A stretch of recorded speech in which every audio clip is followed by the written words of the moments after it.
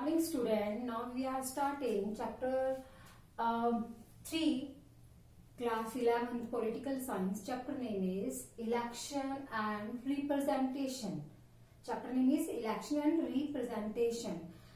Dear student, this is our first video of this chapter, and in this chapter today we will discuss about democracy, FTTP, PR, universal adult franchise, direct method of election, indirect method of election, election system, and majority representation system, and political minority beta. Firstly, we discuss about democracy. What is democracy? A rule or government of the people, for the people and by the people. मतलब ये वो government है जो लोगों के द्वारा, लोगों के लिए, लोगों के द्वारा ही चुनी जाती है बेटा. ठीक है. डेमोक्रेसी क्या है? Democracy is a system in which people elect their representative to form a government. यानी कि डेमोक्रेसी वो सिस्टम है जिसमें जो लोग हैं अपने प्रतिनिधि चुनते हैं और जो पावर जो है वो पावर के ऊपर होल्ड करते हैं और गवर्नमेंट बनाते हैं बेटा. Okay. And what is FPTP? First past the post system. First past the post system. FPTP की फुल फॉर्म है बेटा. ठीक है. और इन दिस सिस्टम क्या है? इस सिस्टम में क्या होता है? In this system whoever has more vote than all other candidate is declared elected. यानी कि जिस भी कैंडिडेट के पास, यानी कि जो पीपल हैं जब अपने रिप्रेजेंटेटिव चुनते हैं, जब वोटिंग सिस्टम होता है, जब वोट मतलब जब इलेक्शंस होते हैं, जिस भी कैंडिडेट को सबसे ज्यादा वोट मिले होते हैं, ठीक है, तो वो जो है वो डिक्लेयर हो जाता है, वो इलेक्टेड हो जाता है, यानी कि वो विनर हो जाता है इसमें. Okay. And PR, what is PR? Proportional representation. PR, proportional representation. What is PR?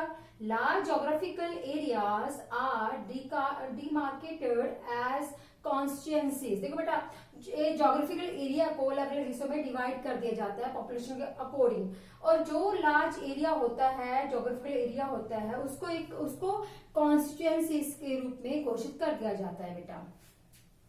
And next topic is what is universal adult franchise. Universal adult franchise जब हमारे इंडियन कॉन्स्टिट्यूशन को लिखा जा रहा था, तब आपको पता है कि एक असेंबली जो है वो बनाई गई थी, इलेक्शन असेंबली बनाई गई थी, और साथ साथ में कॉन्स्टिट्यूशनल असेंबली बनाई गई थी, जिसमें जो ड्राफ्टिंग कमेटी के मेंबर्स थे या दूसरे मेंबर्स थे, उन्होंने मतलब उन सब में बहुत ज्यादा कॉन्फ्लिक्ट थी. एक दूसरे की आइडियोलॉजी जो है वो मतलब एक दूसरे को पसंद नहीं आ रही थी, बहुत झगड़े हो रहे थे, आपसी सहमति नहीं थी. कांग्रेस के मेंबर्स को लगा के ले लो, चाहे उस असेंबली के मेंबर्स को लेके लगा लो, चाहे, तो उनमें आपस में बहुत ज्यादा कॉन्फ्लिक्ट थे.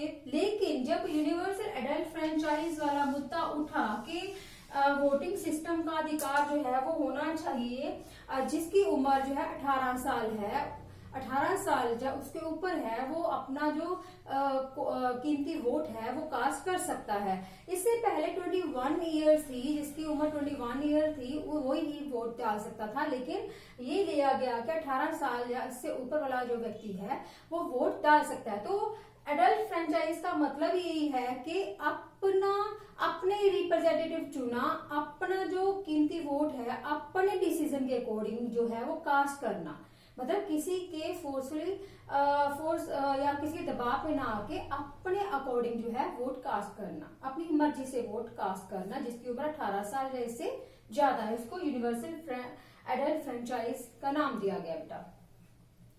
एंड नेक्स्ट जो है बोला है direct method. Direct method of election. Direct method of election में जो है पीपल डायरेक्ट रूप में जो अपना वोट कास्ट करते हैं, अपनी मर्जी से कास्ट करते हैं, अपने रिप्रेजेंटेटिव चुनते हैं. रिप्रेजेंटेटिव चुनने के बाद वो जो जिसको ज्यादा वोट मिले होते हैं, आफ्टर दैट वो अपनी गवर्नमेंट बनाता है बेटा. ठीक है. तो डायरेक्ट मेथड ऑफ इलेक्शन होता है fair and free method of election होता है। And indirect method of election, इसमें जो है पीपल जो है वो डायरेक्ट रूप में वोटिंग सिस्टम के द्वारा जो है इलेक्शन में पार्टिसिपेट नहीं करते हैं बेटा, जबकि डायरेक्ट मेथड में करते हैं। इसमें लोगों को ज्यादा अधिकार नहीं दिए गए होते हैं। And third is election system. Election system में क्या होता है, इलेक्शन सिस्टम में हम जो है पीपल जो है वो अपने रिप्रेजेंटेटिव को चुनते हैं बेटा, अपने रिप्रेजेंटेटिव को चुनते हैं और वो people elect there representatives and form the government. जो भी रिप्रेजेंटेटिव चुने जाते हैं वो जिसको भी मेजोरिटी मिली होती है वो गवर्नमेंट जो है वो बनाते हैं बेटा। After that majority representation system. Majority representation system का मतलब क्या है, मेजोरिटी का मतलब क्या है, मेजोरिटी का मीनिंग है जब इलेक्शन होते हैं और इलेक्शन के टाइम जिसको जितने वोट वगैरह जिस भी कैंडिडेट को ज्यादा वोट मिलते हैं, जिस भी पार्टी को ज्यादा वोट मिलते हैं, लाइक बीजेपी लगा लो, बीजेपी कांग्रेस पार्टी। अब बीजेपी को मिले हैं मतलब जो है 50% मिल गए उनको वोट, या फिर 45% मिले हैं बेटा, सीटें मिली हैं, और कांग्रेस को मिले 30, यानी कि सबसे ज्यादा किसको मिले हैं, बीजेपी को मिले हैं। तो बीजेपी जो है अपनी गवर्नमेंट बनाएगी, और अगर इसको मेजोरिटी नहीं मिली है तो भी मतलब जो है दूसरी जो पार्टीज हैं, आपको पता है इंडिया में कॉलिशन गवर्नमेंट जो है वो 1977 से जो है इसकी शुरुआत हो चुकी थी। तो अब जो है एक तरह से हमारे इंडिया में कोalition गवर्नमेंट बनती है, तो जिस भी पार्टी को ज्यादा वोट मिलते हैं वो अपनी पार्टी बनाती है, वो मेजोरिटी में होती है, वो रूलिंग पार्टी कहलाती है बेटा, ठीक है। इसलिए मेजोरिटी रिप्रेजेंटेटिव सिस्टम इसको बोला जाता है। And politically minority. Politically minority का मीनिंग क्या होता है कि जब इलेक्शन होते हैं जिस पार्टी को ज्यादा वोट मिलते हैं वो तो होती है मेजोरिटी में, यानी कि वो मेजोरिटी में आ गई और वो इलेक्शन जीत गई है और अपनी सरकार बना ली।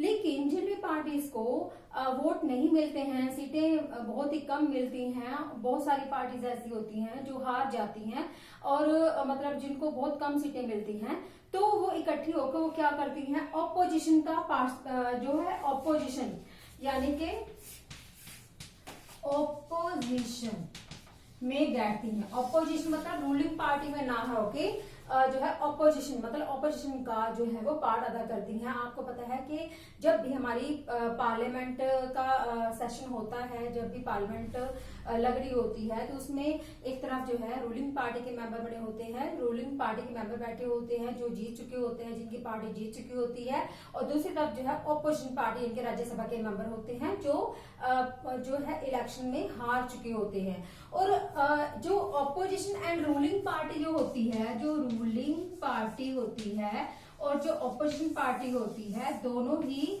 स्ट्रॉन्ग होनी चाहिए, ठीक है। ऑपोजिशन जितनी स्ट्रॉन्ग होगी, रूलिंग पार्टी उतनी ही अच्छे से काम करेगी, क्योंकि ऑपोजिशन पार्टी जो होती है वो रूलिंग पार्टी के ऊपर नजर रखती है, उसके ऊपर कंट्रोल करती है, उनको उनके जो भी उनके मैटर्स होते हैं, जो भी उनके काम होते हैं, जो भी उनको फंड दिए जाते हैं, उनके ऊपर नजर रखती है कि इतने फंड जो है रूलिंग पार्टी को दिए गए हैं, तो उतने फंड जो है उसने कहां पर लगाए हैं, क्या जो मतलब क्या वो कॉन्स्टिट्यूशन के अकॉर्डिंग रूल के अकॉर्डिंग वो काम कर रही है कि नहीं कर रही है। तो ऑपोजिशन देखते हैं, जितनी स्ट्रॉन्ग ऑपोजिशन होगी उतनी ही अच्छी रूलिंग पार्टी, मतलब उतना अच्छा जो है रूलिंग पार्टी काम करेगी बेटा।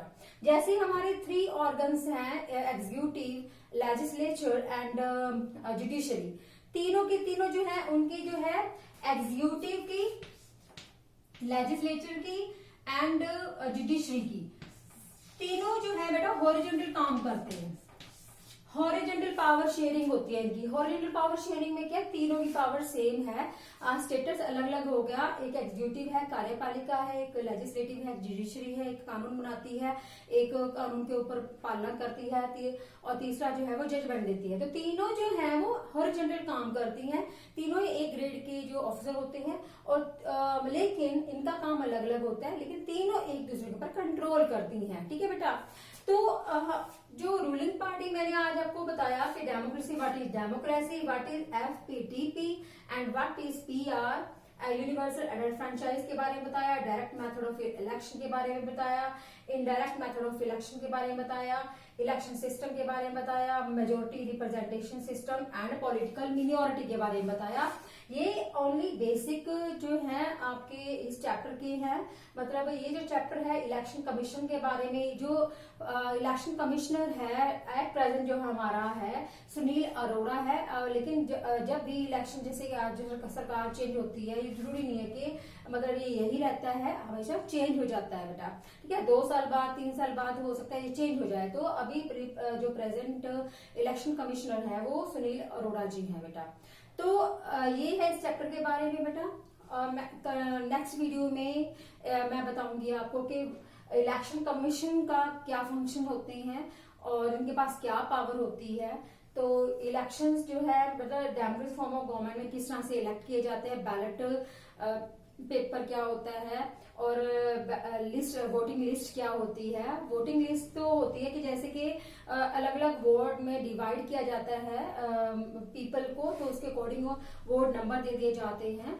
तो और उसके अकॉर्डिंग उनको लिस्ट बनाई जाती है, वोटिंग लिस्ट बनाई जाती है। जिनकी उम्र 18 साल से ज्यादा होती है उनके नाम, उनके जो है पूरा का पूरा जो है एज वगैरह सारा बायोडाटा से ले लिया जाता है। और ये जो सारा काम फिर उसके बाद उनकी वोटिंग लिस्ट बनती है, वोटर कार्ड बनता है बकायदा। जब भी इलेक्शंस होते हैं तो वोटर कार्ड जो है आपको लेके जाना पड़ता है, उसके साथ आपको स्लिप मिलती है, तो वो भी आपको साथ में लेके जानी पड़ती है, पहचान पत्र। चाहे आपके पास आधार कार्ड है, चाहे आपके पास इलेक्शन जो वोटर कार्ड है या फिर वो स्लिप है, वो आपको जब भी आप अपना वोट डालने जाते हो, जब भी इलेक्शंस होते हैं तो आपको साथ में लेके जानी पड़ती है। तो इनके बारे में आगे डिटेल में नेक्स्ट वीडियो में बताऊंगी।